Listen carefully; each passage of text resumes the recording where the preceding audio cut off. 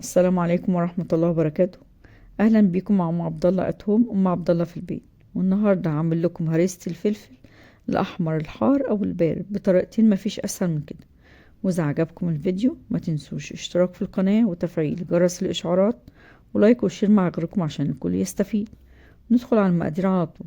2 كيلو فلفل احمر حار او بارد او بالكمية اللي انت عايزاها. معلقتين كبار سكر، معلقتين كبار ملح خشن، واحنا بنحط معلقة ملح لكل كيلو، معلقتين كبار توم مفروم، 5 معالق كبار خل. ندخل على الطريقة على طول.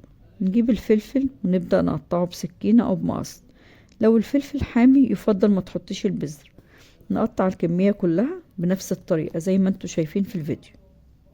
بعد كده نجيب الكبة أو الخلاط المتاح عندك اعملي بيه. نحط الفلفل في الكبة ونفرمه فرم خشن شوية، مش ناعم خالص زي ما انتوا شايفين في الفيديو.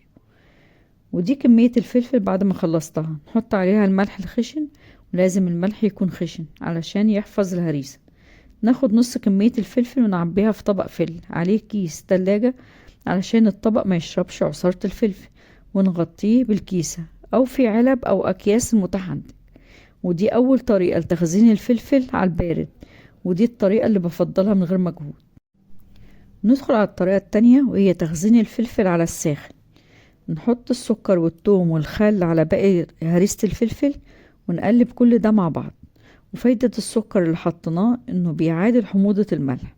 وزي ما انتوا شايفين الفلفل منزل مية، نحطه على النار يستوي لحد ما يتشرب ميته اللي نازلة منه. وده الفلفل وهو بيغلي على النار ولسه مشربش ميته. بنسيبه لحد ما نوصل للشكل ده وهو كده استوى وشرب ميته وجاهز للتخزين. نسيبه لحد ما يبرد، وبعد كده نحطه في اطباق او علب زي ما عملنا في الطريقة الاولى. وبكده نكون خلصنا فيديو النهاردة، واشوفكم في فيديو جديد ان شاء الله.